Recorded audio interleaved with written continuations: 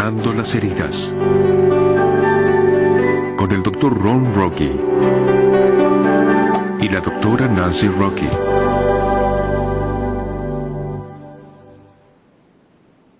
Bienvenidos a la clase 8. Saben, se merecen un gran aplauso. Y supongo que debemos aplaudirlos por seguir con tanta fe este proceso de recuperación. Estamos orgullosos. En realidad, sabemos que funciona. Funcionó para nosotros.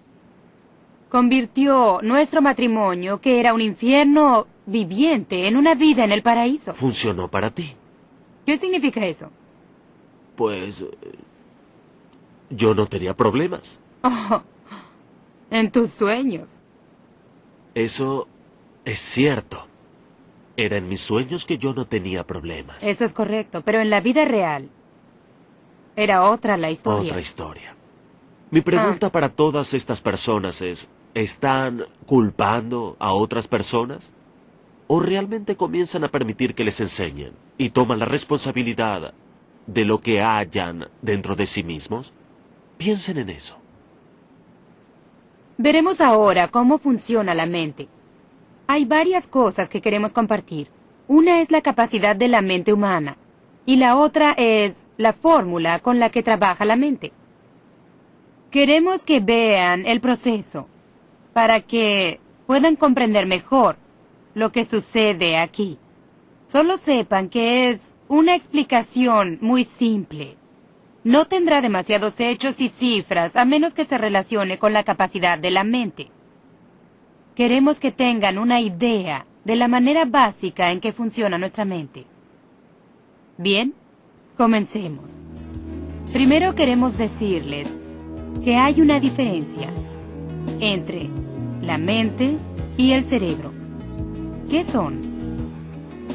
Lo primero es que el cerebro es un órgano del cuerpo y la mente es un proceso. Es una función. Es el trabajo del cerebro o parte del trabajo del cerebro. Entonces lo que dices es que podemos ver un cerebro, pero no podemos ver una mente. ¿Es cierto? Puedes ver el cerebro, pero de la mente solo los resultados. Eso es cierto. Excepto en los diagramas que les mostraremos hoy. Porque tratamos de simplificarlo para que todos lo comprendan. Veamos la capacidad de la mente humana. Esto es tan fascinante. ¿Sabían que cada bebé nace con aproximadamente 100.000 millones de células cerebrales? Nacemos con más células cerebrales que las que tendremos al final de la vida. Y la razón de esto es que tenemos ciertas ventanas de oportunidad, ciertos periodos de tiempo, para que esas neuronas se conecten entre sí para desarrollar cierta tarea. Y si por alguna razón esas neuronas no se conectan entre sí, entonces son eliminadas del cerebro. Entonces la capacidad de realizar esa tarea se ve muy disminuida. Ahora, mientras decimos esto, comprendan que el cerebro es el único órgano que tiene la capacidad de regenerarse. ¿Qué significa esto? ¿Produce más neuronas? No. Esto significa que, aun cuando falte una parte del cerebro, o parte del cerebro fuera dañada, por ejemplo, por un ataque. O incluso en mi niñez, no pudieron conectarse esas partes de mi cerebro que necesitaban desarrollarse en la temprana niñez. La conexión en esas áreas de empatía no sucedió. Si hubieran hecho una tomografía de mi cerebro, entonces hubieran visto que había algunos lugares en mi cerebro que faltaban, que no funcionaban. Y hoy sí funcionan. Lugares donde esas neuronas no estaban ocupadas, encendiéndose mutuamente, creando las chispas y el brillo necesarios para llevar a cabo la función. Tú creas chispas y brillo en mí ahora. ¿De veras? Sí. Regresemos al cerebro. Entonces nacemos con 100.000 millones de neuronas. Esa es una cifra exorbitante. Cada neurona es capaz de guardar la colección entera de la Enciclopedia Británica. Entonces la capacidad de la mente es la de 100.000 millones de colecciones de la Enciclopedia Británica. No conozco una computadora tan grande. No solo no conozco una computadora así, sino que no sé de ninguna que pueda trabajar a la velocidad de la mente. Puede trabajar a la velocidad de la luz a 300.000 kilómetros por segundo. Es correcto. Y la velocidad a la que trabaja nuestra mente está determinada por muchos factores. El medio ambiente y la edad y... La nutrición. La nutrición y muchas cosas crean la velocidad a la que trabaja la mente. La capacidad de la mente humana es de veras increíble. Hay otras cosas que queremos que comprendan. Debemos definir algunas palabras. La primera palabra es conciencia. Déjame definir eso. ¿Está bien? Esto lo dijo un hombre que asistió a uno de nuestros seminarios. Dijo, conozco la definición, conciencia. Es ese extraño tiempo entre las siestas. Sí, el molesto tiempo Sí. entre las siestas. En realidad es cuando deben pensar. Bien, conciencia significa pensar y tener conocimiento y estar alerta. Es lo que están pensando en este momento. Veamos lo que significa subconsciente. Subconsciente es algo complicado para muchos cristianos, porque suena freudiano o algo así, pero en realidad no lo es. La palabra submarino significa en realidad debajo del agua. Un submarino va debajo del agua. Un minuto, ¿qué hay de los emparedados submarinos? ¿Cómo se relacionan? Oh, descuiden. Creo que solo tienen la forma de un Ya veo. submarino. Sí. El submarino está debajo del agua, el barco que va debajo del agua. Entonces, ¿qué significa subconsciente? Bajo La conciencia. el nivel de pensamiento de tener conciencia y estar alerta. Sí. En realidad, véanlo así. El subconsciente es un armario de archivo y contiene todas sus memorias, desde el vientre de la concepción hasta el momento actual. Somos conscientes de algunas memorias, en general una por vez. Las demás solo están allí. Y algunas personas por muchas generaciones usaban la palabra inconsciente. Sí, pero tú dices en lugar de subconsciente como un Sí, sustituto. pero hoy usamos la palabra inconsciente y... ¿qué significa? Que estamos desmayados, Sí, entonces es confuso. dormidos. La palabra subconsciente es más apropiada en la actualidad. Está debajo del nivel de pensamiento, conciencia y alerta. Un armario de archivo que guarda memorias. Ahora aquí hay algo interesante. Los armarios de archivo no piensan. Ciencia, ¿entiendes? Oh, no. ¿Conciencia? ¿Qué es eso? Es esa pequeña persona en su cerebro que les dice si lo que están haciendo está bien o mal. Eso es la conciencia. Es la que hace juicios de valor. Pero el subconsciente no conoce el bien y el mal. Él no hace juicios de valor. No sabe dónde termina uno y comienza el otro. Correcto. Y si no lo ve, no existe. Entonces, es realmente como un armario, como expedientes, solo están allí en el armario. Es todo. Hasta que viene el estímulo correcto, ve por tal o cual expediente, tómalo y léelo, haz eso. Oh, sí. Pero no comprendimos que esos expedientes en ese armario son las cosas que nos hacen pensar lo que pensamos, sentir lo que sentimos y comportarnos como lo hacemos. Pues bien, de hecho, el subconsciente surge y le da órdenes a la mente consciente y Es obliga cierto. a la mente consciente a hacer lo que no desea hacer. Es como Pablo En la Biblia dice, no hago lo que quiero, sino lo que aborrezco. Eso es lo que hago. ¿Y por qué? ¿Por qué? Por sus problemas inconscientes, cosas de su subconsciente que dan órdenes a su consciente y le obligan a hacer cosas que no desea. Correcto. Y cuando podemos comprender cuáles son esas cosas, entonces podemos hacer que el consciente tenga control sobre el subconsciente y no lo contrario. Y ese es el deseo, ¿cierto? Eso es lo que deseamos poder hacer. Comprendiendo la verdadera fuerza del deseo y cómo funciona. Tomando control sobre nuestras vidas en lugar de dejar que nuestras memorias nos controlen. Aun cuando no hay memoria de las memorias. Lo sé. Porque para mí no hay memorias del trabajo de parto, del tiempo que pasé en el vientre, pero tengo severos problemas de rechazo. Entonces dices que no recuerdas esas memorias. No, pero el Pero sentimiento... aún así están allí, ¿cierto? Por supuesto. ¿Y qué es lo que está aún allí? El sentimiento.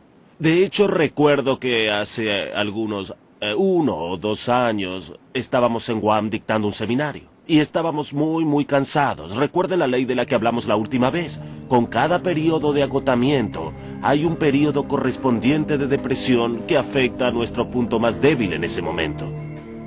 Enseguida recuerdo lo que sucedió en ese seminario. Porque habíamos terminado un mes completo de seminarios, uno después del otro. Y llegamos al último, que era el más grande.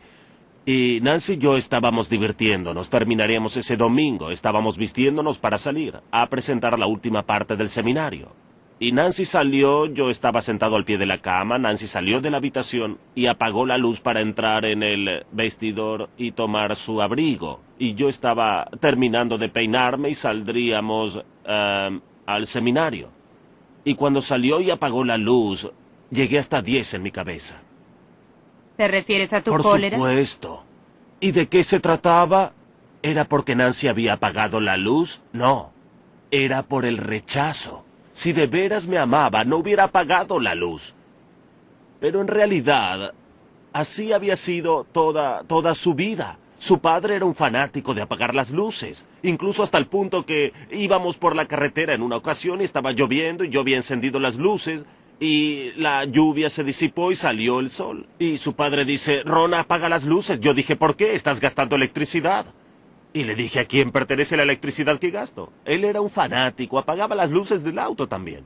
Y esa era tu norma, salir de una habitación y apagar la luz. Oh, claro. Pero cuando estaba cansado, muy cansado, aunque estaba muy bien, todo estaba bien cuando apagaste esa luz, yo llegué hasta un 10 de cólera. Pues una de las cosas que debemos recordar sobre el daño es que si nos han hecho daño desde muy temprano, asumimos que todas las personas quieren dañarnos. Están allí para hacerlo, para hacernos daño. Ese es uno de los resultados de que no se suplan las necesidades y de ser dañados por el mundo exterior. Y hablaremos de ese daño específico más adelante en las sesiones. Entonces la clave es que la cólera estaba allí. Un enfado al límite, pero yo sabía cómo manejarlo y no controló mi conducta y se disipó con facilidad. Y esa es la alegría de la recuperación. Verán cómo esas necesidades no suplidas ya no los controlan en su adultez. Verán que hay una nueva vida para ustedes. Veamos la palabra represión. Es una palabra muy pronunciada por personas en los círculos psicológicos y por personas del oficio últimamente. ¿Por qué? ¿Y qué es la represión? Pues, Ron, tú y yo creemos que la represión es un mecanismo que Dios nos dio para tomar las memorias dolorosas y ponerlas en lo profundo del armario de archivo, para que no vengan a hacernos daño otra vez. Creemos que es un mecanismo que Dios nos dio para proteger nuestra psiquis, nuestra mente. Pero no significa que al poner estas memorias en represión dejen de afectar nuestros niveles de sentimientos o nuestras conductas. Aún nos afectan dramáticamente, aunque no las recordemos. Lo recordemos o no, orquestan nuestras conductas actuales, por supuesto. ¿Y qué hay del olvido? Sabes, algunas personas dicen, oh, yo no recuerdo nada, siempre olvido todo. ¿Sabes qué es lo sorprendente? Cada experiencia que han tenido en sus vidas, desde las experiencias en el útero hasta este preciso momento, está grabada indeleblemente en la mente subconsciente. Está en el armario de archivo. Solo Dios olvida. Olvidar es una cualidad de Dios, no es una cualidad humana. Solíamos oír que debes perdonar y olvidar. No es así. La verdad es que deben perdonar, sí. Y el perdón vendrá como un obsequio de Dios para ustedes. Pero olvidar es necesario. Y es necesario para evitar que ustedes se pongan en la misma situación que una vez debieron perdonar. Lo único a lo que debemos temerle en el futuro es a olvidar lo que nos sucedió en el pasado. Nuestro pasado es la base de nuestro presente. Nuestras memorias son las piedras fundamentales del futuro. Por eso son quienes son. Y son muy importantes. Y no queremos borrar ninguna memoria. Queremos mostrarles cómo hacer. Y que ya lo están haciendo. Para eliminar de esas memorias la emoción negativa que orquesta nuestros pensamientos, sentimientos y conductas, y no nos sentimos exitosos. Es el propósito de la recuperación, deshacer la negatividad. Bien, veamos cómo funciona la mente. Se basa en una fórmula que, créanlo o no, desarrolló el Dr. Pavlov hace muchos años, cuando estaba experimentando con un pastor alemán, una campana y un trozo de carne. Se acercaba al perro con la carne y la campana, le mostraba la carne al perro y hacía sonar la campana al mismo tiempo, y la respuesta del perro era salivar, babear. El doctor Pavlov repitió esto varias veces, y en una ocasión se acercó al perro solo con la campana. No llevó la carne esta vez. Y cuando fue hasta el perro e hizo sonar la campana, ¿qué suponen que hizo el perro? Salivó. Sin ver la carne. Sin ver la carne. Eso se llama el estímulo produce respuesta. Correcto. Es la fórmula que encontró. Y la mayoría de los mamíferos se manejan en este nivel, y los humanos también. Correcto. El estímulo era el té que se servía en la taza. Cierto. Y la respuesta era mi cólera. Que era la misma cólera que tenías cuando eras un niño y te encerraban lejos de la comida y todo el mundo se reía de ti. Eso pensabas. Sí. ¿No es fantástico? La fórmula con la que trabaja la mente es que el estímulo produce respuesta. ¿Qué significa? Bien, imaginen, si pueden, una pila de discos compactos. Y algo así es como se vería la mente. Cada disco es una memoria. Y están organizados en orden cronológico, desde el nacimiento al momento actual. Y cuando nos llega un estímulo del mundo exterior, o incluso desde dentro de nuestra mente, puede venir por la vista, el oído, el olfato, el gusto, o el tacto, o incluso por nuestras propias emociones. Cuando viene el estímulo, nuestra mente automáticamente, y eso se llama respuesta autonómica, se dirige a esa pila de discos. Busca muy deprisa otras memorias que se relacionen al estímulo. Extrae esas memorias de la pila de discos y entonces respondemos al estímulo no en base al momento actual, sino en base al pasado. Todas esas otras memorias más el momento presente. Cuando regresamos al escenario de la comida, siendo que no me alimentaban de niño. Correcto. Hasta que yo no me enfadaba en extremo y enloquecía a todos en la casa. Cuando nos casamos y tú no tenías la comida sobre la mesa a la hora correcta, llegaba a las 10 y me encolerizaba. Cierto. Porque cuando nos casamos, ¿qué era yo para ti? Te convertiste en mi madre. Y eso... Y entonces mi responsabilidad era... ¿Qué? repararme. ¿Y? Cuidar mis necesidades. Como no lo hacía mi madre. Correcto. Y cuando decías que la comida debía estar lista, ¿te referías a cocinada y caliente? ¿O a que la mesa debía estar servida? Y la comida sobre la mesa para que todo lo que tuvieras que hacer fuera sentarte a la mesa y comer. Sí. Preferías la comida en tu plato, para que no tuvieras siquiera que servirla, ¿cierto? Lista para mí significaba tomar el tenedor y ponerla en mi boca. Sin ninguna demora. Y para ti lista era aún en las ollas y caliente y lista para servir. Ujú. Pues esos son 5 minutos más y eso me enloquecía. ¿Sabes lo que es sorprendente? Las personas solían preguntarte, ¿por qué no la ayudas sirviéndote tu propia comida? Y la razón por la que no lo hacías es porque en el punto en que te faltaba el alimento te volvías un niño indefenso. Sí, porque lo que sucedía, me tomó mucho tiempo verlo, era que cuando me atacaba el hambre, entraba en pánico y ese miedo era el miedo a no ser alimentado, lo que me sucedía cuando era un niño. Entonces, venía el temor, pero no iba al temor. Iba directo al enfado, ya de adulto. Entonces sentía hambre y si la comida no estaba enfrente de mí inmediatamente, pues iba al número 10 de cólera. Lo interesante es que la cólera siempre está precedida por otra emoción. La cólera es una emoción secundaria. Así que, ¿cuál es la emoción que precede a la cólera? El miedo. Bien. Y lo interesante que he aprendido con los años es que aún me molesta. Cuando siento hambre, siento que viene la cólera. Y detrás de eso siento el miedo. Pero entonces cuando sumo ambos, hambre y también miedo, en lugar de encolerizarme, yo he aprendido en estos años a tomar responsabilidades.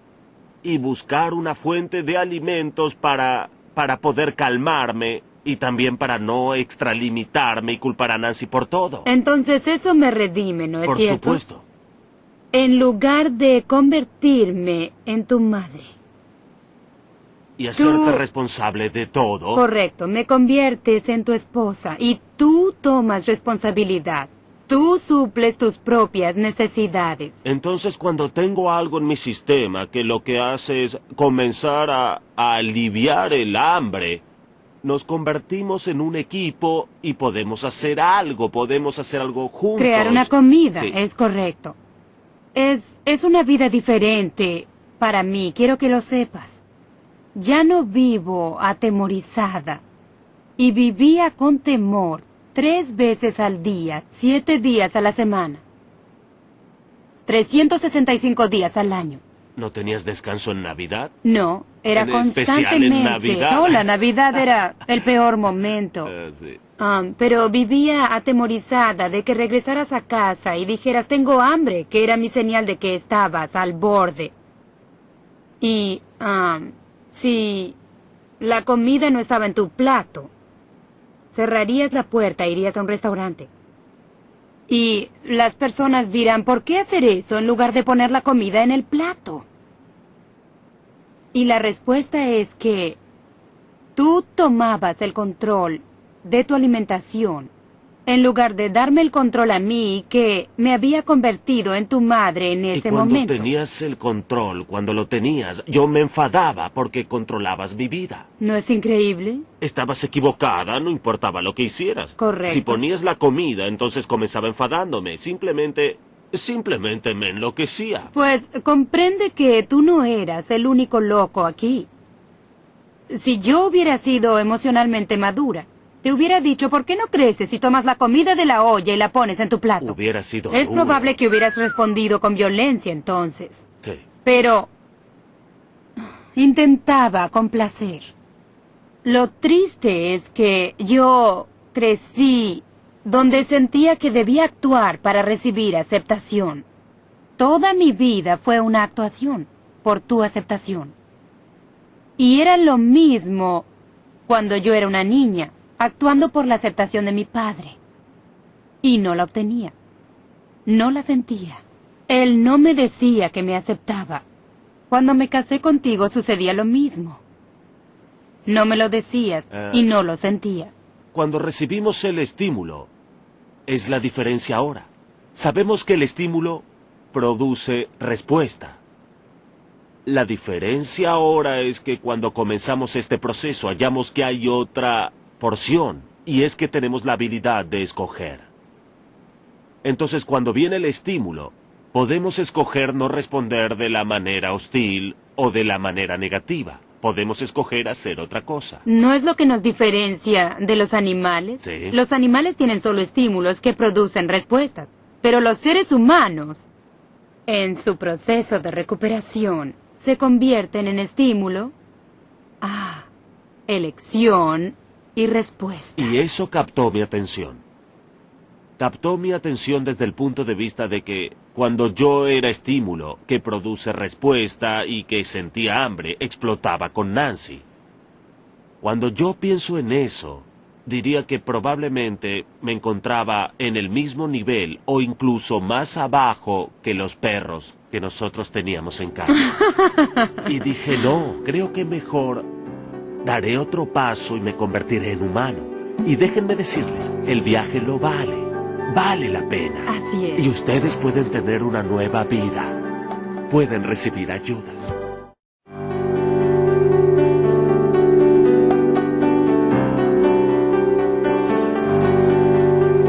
Sanando las heridas. Con el Dr. Ron Rocky y la doctora Nancy Rocky.